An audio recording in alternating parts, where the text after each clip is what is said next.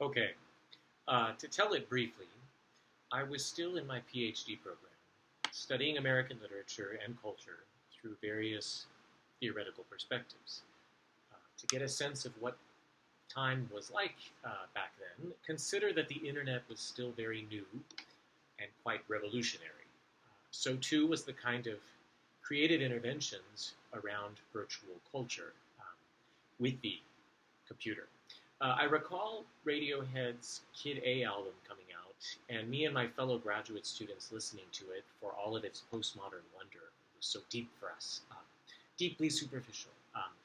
It captured how, I think, more than ever, our brains were at a very new level belonging to technology, and how technology was kind of belonging to our brains.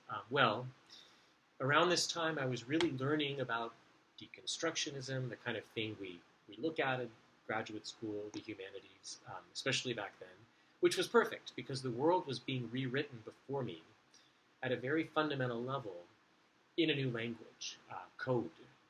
New connections were being made and new reorientations through technology in ways that were and continue to change our lives as we come to know them.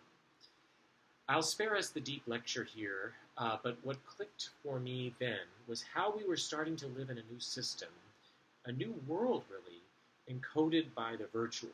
I know that's very obvious. Even back then, there was something obvious about it. But hear me out, because along with this theoretical perspective, some other serendipitous kind of cultural artifacts, as it were, presented themselves to me that got me really thinking about investing in Apple. I rather serendipitously, as I'm studying this theory, had some bad dental trouble. Um, so somebody recommended a dentist. I didn't have a dentist in New York City. And this dentist, he ended up being rather acclaimed. He taught at Columbia University's dental school, and we hit it off. So he's working on my mouth, and as he's working on my teeth, this dentist keeps telling me and then showing me some of his inventions that he patented for dentistry. They were kind of amazing. He was doing all kinds of new work advancing in his field, and he brings them all up on a giant Apple monitor. And I asked him after a while, when I finally got to rinse, why are you using an Apple? Oh, he says, it's the best kind of imaging for dentistry, and the medical community is using Apple more than ever. And they said, say what you want about Apple as a company, it's not going anywhere. It's going to be around. So think about this. This was around right around Steve Jobs' return, and people weren't very optimistic about Apple. I was intrigued. Back then, I had no idea Steve Jobs would become the guru he did, but I was really intrigued with him. I'm always intrigued when there's fresh legs at a company, and this was fresher and formed legs in some ways. We know what he did in helping invent the personal computer, his version, and how he's gone away. He was always an outlier, and that really intrigued me. He's coming back to a company to maybe change things. I didn't know. Who knew back then? And even before the iPhone, he was, though, sort of ahead of his times. And that's something culturally I was looking at, analyzing. The world for him, when you think back, it had always been quite virtual, with Pixar, say, and key player in the early development of a personal computer that I think he stepped up the coolness factor. Others were doing it, right? But also at this time, as I'm thinking about the return of one we now consider the postmodern prophet, with a pun on prophet, my wife around this time is developing her new career as a graphic designer. And she'd taken some classes, self-taught, and starting to get work. So she comes home to our apartment with this giant new Apple monitor. And I'm so far from a techie, I can't even tell you, but I'm intrigued at the images she's showing me, the pixels, the quality, right? And I said, why'd you get an Apple if you're starting your career? Why not like a PC? And she said, oh, it's just so good for imaging. Um, Now, that all seems so obvious now, I know, but at the time, what I was seeing, connecting really, was the innovative recreation of reality on the screen. It was already happening, of course. Things don't just happen one day, but it was starting to happen at a new, very interesting, cool level. The structure of the teeth in my dentist office, as seen imagistically on the screen, and then these scenes of nature and all of phenomenological world, really, that my wife was showing me on this gorgeous giant, which she still uses, right, upgraded Apple monitor. And what the internet was doing for us and to us at this time was creating a virtual world. The world, what we would call in the world of theory, something like the simulacrum, with radically fantastic technology. Then, even more serendipitously, and so many successful investment stories have such elements of luck, of timing. I'm going to be the first one to admit I did have other success stories, and I'll post them. We're going to move in on this platform to new speculation of newer investments. But when you, of course, as a side note, when you look at these gurus, whoever they are, somebody on TV, it's hit and miss for them too. Even they went to much better schools than I did, or went a lot harder into studying the financials. Case in point, right? Warren Buffett, like one of the goats, right? The old goat. He said something to the effect like he hits himself in the head and calls himself an idiot for not buying Apple when he could have at a much cheaper price, right? But he bought it. Okay, I bought it before him, but though I had a full scholarship to graduate school at that time, it wasn't enough to live on back in New York City. So just to set the stage, I'm taking student loans every semester, done with my coursework. I'm writing a doctoral dissertation, but I still need money to live. So I'm taking on too much personal debt, and boy, is that something. You take the debt, and then you see every month, well, you don't have to pay it while you're in school, but boy, is it doubling, right? More than Apple stock at the time, let me tell you. Well, I received another check for $5,000 to help subsidize my writing of my dissertation for the semester, and I got my first ever full-time teaching job as a substitute college professor for a year. And my God, it came with health insurance, which, as I tell my graduate students today, when they get a job with health insurance, it's like you're a millionaire now in this country. I actually started to address an envelope to mail the check back and to look at how I can just at least not owe $5,000 more, right? Because I'm going to be making, for me, okay money. Now I have a respectable starting salary. But then I keep thinking about Apple and Steve Jobs' return to it, my wife's monitor, my dentist, what he said. And in a way, too, I'll admit that I was taken in by the advertising. We like to think we're somehow above it and being played by the advertising. Let's not drink the Kool-Aid. Maybe the opposite in some ways for something like Apple. I was sucked into it. My dissertation advisor, brilliant person, scholar, taught like psychoanalytic and other theories. He also used to analyze film. I guess he still does. The really smart ones love to get wonky and analyze film. I like to look at equities. I want to make some money, On his office door, of all things, there was this ad for Apple, torn out of a magazine. And the director, famous director Alfred Hitchcock, and it had the tagline, "Think Different." And I very much found that resonated with Steve Jobs. And it also connected with my sense of the brilliance of the American outsider, of whom Ralph Waldo Emerson would be quite proud. And I also, with the ads and the emerging products, read Apple as a company that was following, if not dictating, our turn more toward the virtual in a very sexy way, a different way. What does it mean to think different? What does it still mean to think different? One, it's Steve Jobs saying, I don't care what the focus group says to me. I'm gonna dictate that because I'm gonna make something so cool. But also thinking different about maybe beyond the functional. And I think that Apple, even at that time, even before my considering the investment, there was something stylistic. And again, I promised myself I wouldn't go too long or get too wonky, but I go back to Marx and post-Marxist theory, right? And the wonder, people just think Marx is the antithesis of capitalism. It's not that easy. Marx, I think, really got the rapture of capitalism, the wonder of the commodity.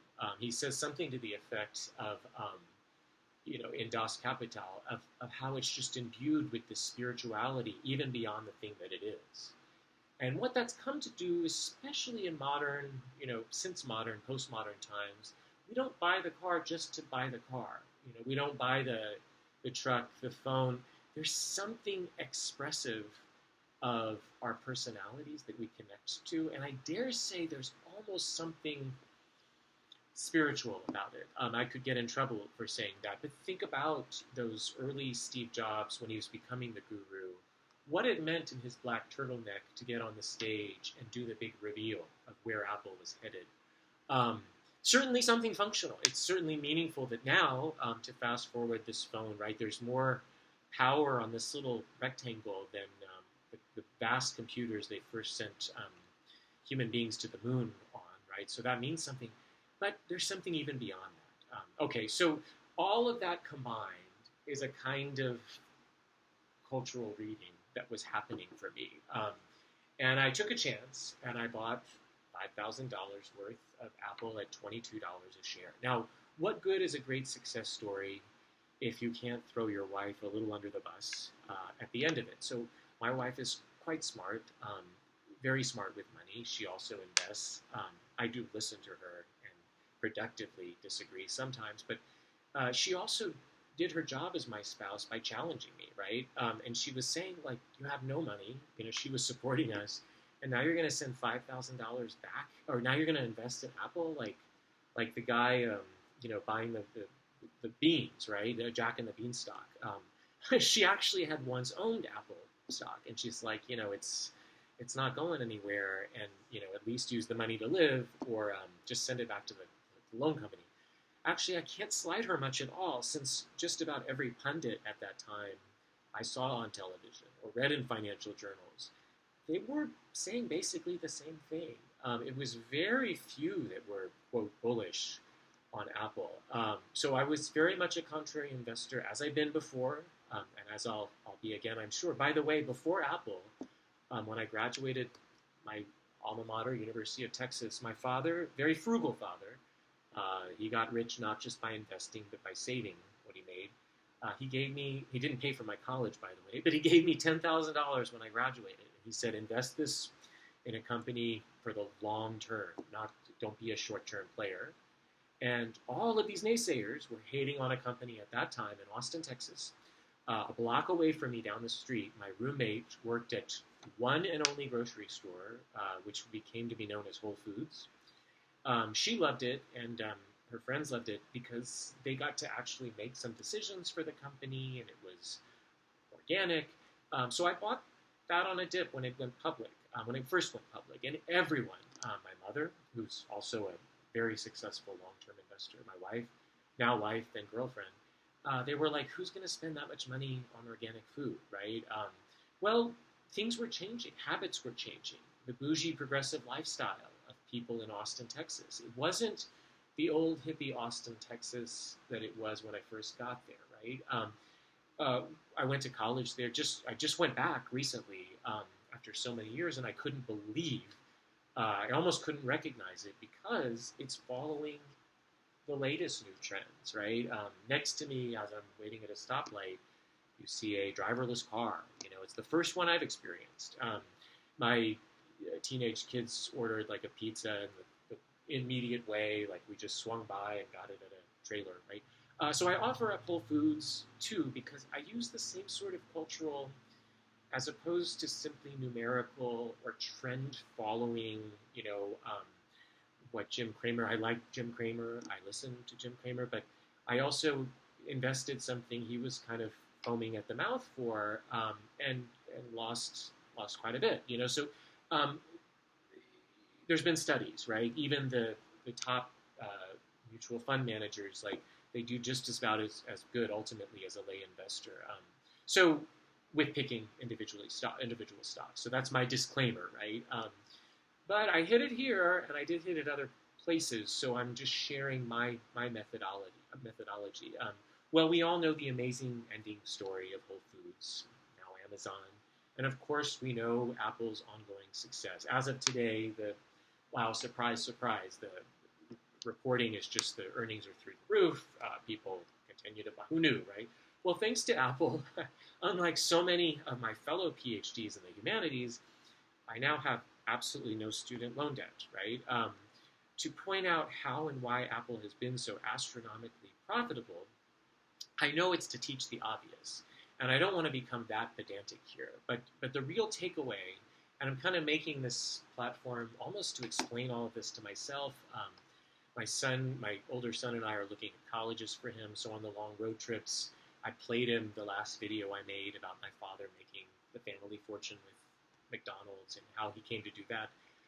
It's kind of lessons of sorts. Benjamin Franklin, like writing his autobiography for his son. So the real takeaway is, like McDonald's for my father, Whole Foods, and then Apple for me, my investment decision did not come from looking specifically at just financials or following trends or listening to one person, right, or a couple of gurus. It really, really came from reading the culture, what was happening not just with the company. Of course, I was looking at that, right, and I was reading all I could about it, but also the parameters, the frames, I call them. We could go to Derrida. You don't have to be a graduate student in the humanities in the 80s and 90s like me to go to Derrida, but the kind of frameworks, multiple frameworks that start informing and dictating or defining what the companies fit in culture, right? And I used my theoretical erudition to get there. And I do know how to read a stock, and what valuations and whatnot, but I leaned a lot more on this stuff, and I continue to do that. The bane of my existence, you know this, if you're any kind of investor, it's just finding things too late that have already been discovered, like Apple, right, and Whole Foods. I was like, my mother just raved about Costco for like 20 years, and I don't like buy things in that quantity, and I'm like, I finally went there and I just got it. I've like been in Rip Van Winkle in a cave for 20 years. How did I? And it's so high now, right? I know I may sound confident now about Apple, but in full disclosure, maybe I can end with this. I was terrified in the early days of volatility. You could say, come on, it's only $5,000, Professor. Yeah, but that's all the money I had back then, right? So it's easy for a player like Buffett to get something wrong or wait out Amazon for those, like, people don't think about that either, right? It was the Amazon days, and I missed out on that, but man, it was like a decade where it was kind of hovering, and they're never going to catch up and scale, as it were. They're never going to really earn their projected valuations, and you have to have patience. Well, it's easier to do that when you're somebody like Buffett, right? With a guy like me, I needed to buy groceries, right, and not at Whole Foods. I went to the Met Food in New York, right? But what somewhat convinced me I was onto something, as nervous as I was with my Apple stock, I knew or I suspected I'd make the right decision that after I bought it at $22 a share, a little while later, I every day would get on the New York subway to go to the public library, the big public library, 42nd Street, to work on my academic stuff. And I started to see at most one or two people, the coolest looking people, the most hiply dressed people, like they themselves were in some kind of ad, New Yorkers, right, that just had it going on, and they had these white buds in their ears, and they're holding these little colorful squares, and I was finding out, because I was following my new stock, that these were iPods, right? I get an iPad. No, these were the iPods. And when I say that, and then, I go back to see my dissertation advisor, the one with the not the Steve Jobs, the Hitchcock on his door, the Think Different. I see that same dissertation advisor is kind of into his books or looking at something on his computer, and he's got the same things in his ear, right? And I'm like, okay, right? Maybe this is interesting. So what it was doing, and what it has now radically morphed into, like all the Apple products, but it's become the iPhone really. It's bringing in the virtual world so close to us. It's making it a part of us. Freud in Civilization and Discontent. I think about this a lot with my cultural reading of things. In Civilization and Discontent, he talks about human beings getting the prosthesis, something outside, like a tool, and then maybe a more sophisticated tool that does the work for us, and it becomes a part of us, right? And I think in a very cool way, that's what Apple had been doing all along with the virtual. It's not even as simple as an object. It's almost now, it was back then, but almost more now. And yes, it's the same product. We all get it, right? But like the Levi jeans, it's individualized for us. It's our own personal music. You might like to drive a Jeep because you fit that demographic, right? Or the Subarus in my bougie progressive left town, and then a town over you get the big trucks, right? And what that means. But this almost can kind of encapsulate a lot of that. You can be connected to it in your own personal way. So in the spirit of Steve Jobs or Hitchcock for that matter, we too could at least look like we've learned how to think different, operating a device, be our own people. So please do take a second to follow this channel if you're interested in these kinds of readings. I am going to be offering up some more speculative stock picks, as it were. And I could certainly be wrong. I'll put a disclaimer on that. I don't want to slide anybody for being wrong because I've been wrong before too. But if you're interested in this sort of thing, you're already interested in the company and this gets you thinking about it a little further, consider looking at my previous story, how my father came to make millions in McDonald's. And in future brief postings, we're now moving on from the past to current considerations of companies using this kind of cultural analysis. Thanks for checking this out, and we'll be talking soon.